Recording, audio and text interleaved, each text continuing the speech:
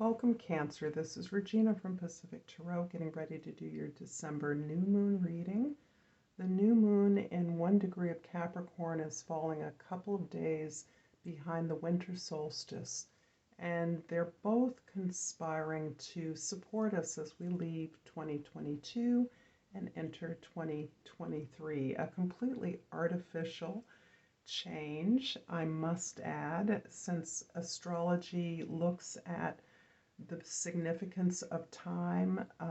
We have to always concede that we organize time for our convenience through our perspective, and nothing actually changes between December 31st and January 1st, but we have a new way of counting up our story. So I want to welcome those of you that are new, and to those of you, of course, that are returning. I am appreciating all of your presence right now. So let's get started with your overall energy, Cancer. And we have the Hanged Man. The Hanged Man is allowing you to step back and make some sacrifices in order to shift your perspective, to look at things in a fresh way. You're recognizing the limits of your perspective, of the way that you've been thinking, and you are consciously shifting that by looking at the bigger picture, by pulling back, by retreating somewhat, and really consciously, again, investing in your own development. And by doing that, you have made sacrifices. You are making sacrifices of time, of companionship, of investing in other social opportunities in order to really stay with this desire to adjust your thoughts so that you can bring in the outcomes that you desire. In the 10th house, this is your social identity. We have the Four of Cups. The fours are always foundations. They're you here creating a new kind of magical foundation for yourself, where you are aligning your thoughts and actions with those things that you desire. You are seeing the magic and the mystery in ordinary experiences of relationship sharing, experiencing positive feelings of joy, appreciation. And you are reflecting on how much you've grown since you once formulated a deep desire that may be on offer for you at this time. Perhaps a job that you always wanted, or you thought you always wanted, is on offer at this time, and you're really trying to evaluate whether it's something that you really want now. And you are adjusting to the magic of being able to manifest those things that you desire. So this is often considered a card of boredom or discontent, because certain things are coming so easily that you may be mistaking your own power for a fortunate turn of events. It is no such thing. You have created exactly the abundance and the opportunities that you have, and you are entirely within your right to recognize that you have changed since this was a desire of yours. In the first house, we have the Six of Pentacles, and this is filling out a little bit more of your concern. This is very relationship focused here. You're really understanding that you not only have the ability to determine the terms on which you engage in all of your relationships, but you're in a position perhaps to shed light, instruct, model, or distribute resources in a way that assumes your ability to understand where others are at, what they need. You're understanding that you give to others according to their abilities, their needs, their desires, and you similarly are understanding that reciprocity is part of a relationship that is balanced and harmonious, and you are making space in your life to receive that reciprocity that you continuously invest as a part of who you are, what you see as your social responsibility.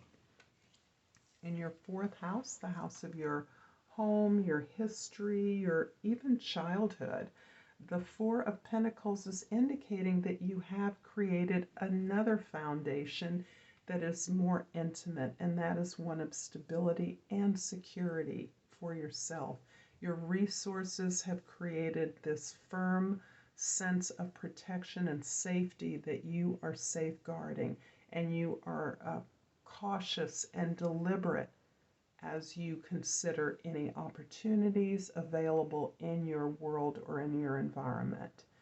This can show you fearful of releasing what it is you have developed for yourself because of a fear that it will be taken from you or that you may somehow lose it, rather than recognizing that these foundations are internal and they are matching your material experience. So whatever happens in your material fate during these uncertain economic times, you have the foundation that exists for you to build over and over again in a way that does not jeopardize your stability. And in the seventh house, we have the Ten of Swords in the area of significant relationships. So much change, so much learning that you have gained from your ability to separate yourself from painful experiences, understanding what role you may have played in betrayals that you've experienced, certainly disappointments, failures in relationships in particular, the amount of suffering that you have experienced as the result of your investment in projects, communities, relationships that did not meet your needs, is really gaining you the ability to recognize that these lessons actually contributed to the understandings that you are now gaining and the growth that you are now experiencing. This does indicate a lot of physical weariness, fatigue, exhaustion, and a sense of being drained in your relationships. But I do see you making a drastic, almost a clean break from relationships that are not serving you, do not meet your conditions for conscious agreement about the give and take in your relationships. The first house, Six of Pentacles, is clarified by the Six of Swords in the second house, and the Six of Pentacles, a repeat in the third house. I love this.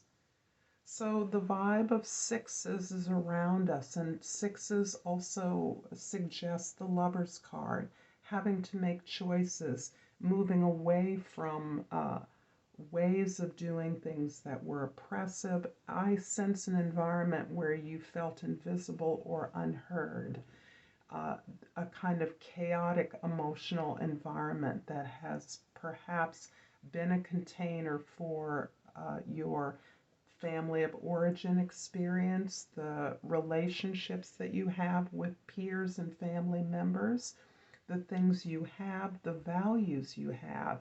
You are restructuring those consciously as part of your regular daily communications with your intimates, and a recognition that you deserve reciprocity. You're making space to receive. If that receiving is not on offer, does not seem possible, is resisted by your intimates within your intimate environments, you are relinquishing that. You are moving to a calmer space that will allow you to find some sense of peace, but also acceptance of the necessity of these struggles. And that's a message that keeps repeating itself. The Four of Pentacles in the fourth house is clarified by the Page of Pentacles in the fifth house and the Ace of Wands in the sixth house.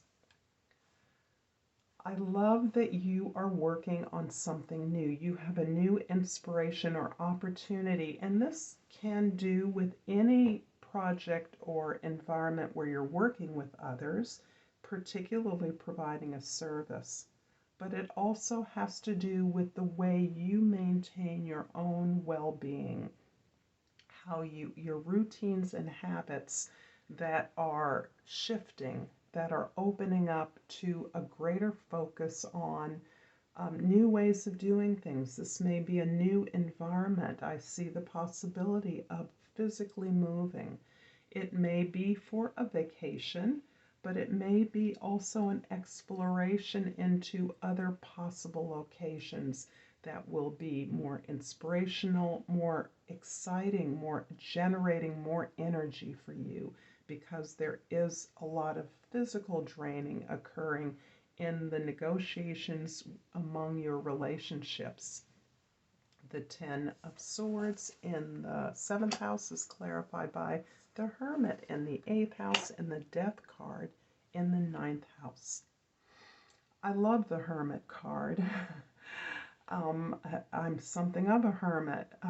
The Hermit is actually really simply about looking within to find answers. It is about shoring up our individual authority. It is about recognizing that we need help from our teachers, our mentors, those authorities we respect as knowledgeable about our path, who we are, our ideas, that are inspiring us to contribute, share what we're learning with others. On the traditional Rider-Waite deck, the Hermit actually is standing on one foot with a staff. That one foot is indicative that he or she must take another step. And that next step is the ability to give back what you have been given, to share, to teach, to instruct, to uplift others through the example of your life. You are in a complete transition around your spiritual beliefs and practices. Those are undoubtedly very personal, but you are severing your connection to a particular location. And this may be what ultimately is supporting a desire to move, to look to a new environment, to find a new home or a new base of operations. In the 10th house, the Four of Cups is clarified by the Ten of Cups in the 11th house and the Five of Swords in the 12th house.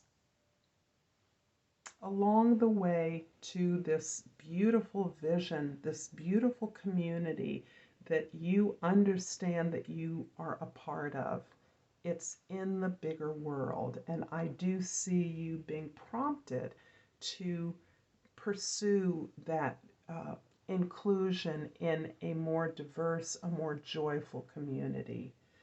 You have been deeply wounded and you hold on to things that have been said to you, judgments that have been made, and this is usually by our intimates, our siblings, our relatives, or family members that deliver the most damaging judgments or thoughtless barbs or criticisms. Those things are difficult for you to release. They're difficult for you to unexperience or to recognize, even understanding where they come from, who they reflect upon. You are still really emotionally tied to in those relationships in a way that makes it hard for you to give up. In fact, it makes it impossible for you to give up on. You are more spiritually inclined to include even those that you have forgiven, that you are trying to forgive, in this greater vision of a caring, supportive, joyful, and abundant community. That is your vision. And you are understanding that your experience literally changes the world. by your ability to forgive and include those who may have not included you, may not even know how to include you. I'm going to finish off this reading, Cancer, with an oracle card. And relationships we have. I'm attracted to those people who serve my higher good. I hope this reading has been helpful to you, Cancer. If this reading has resonated for you, please like and subscribe to my channel, Pacific Tarot. I look forward to seeing you all next time. Namaste.